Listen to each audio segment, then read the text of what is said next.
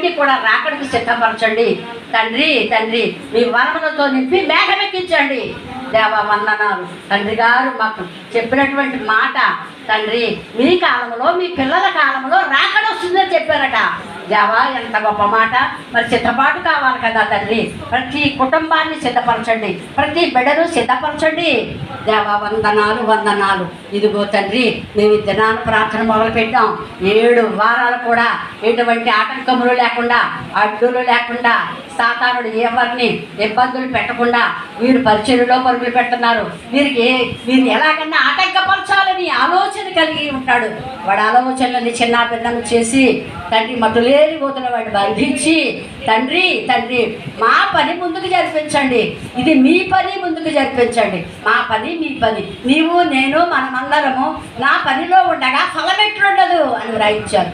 అవును తండ్రి, గొప్ప ఫలితం మేము చూడాలి తండ్రి. యాజక కుటుంబం కాదు, సంఘమే కాదు, మేము కూడా సాక్ష్యాలు చెప్పాలి.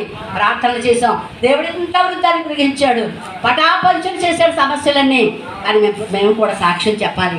అట్టి భాగ్యం ఇవ్వండి దేవా. వందనాలు వందనాలు తండ్రి. అలాగే దేవా దేవా ఈ గ్రామాన్ని అంతటిని మీరు దర్శించండి.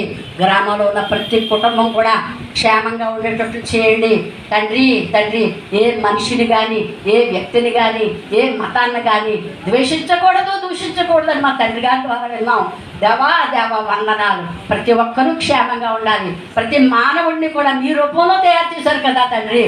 ఒకరిను విడిచిపెట్టబడకుండా ఉండడానికి మీ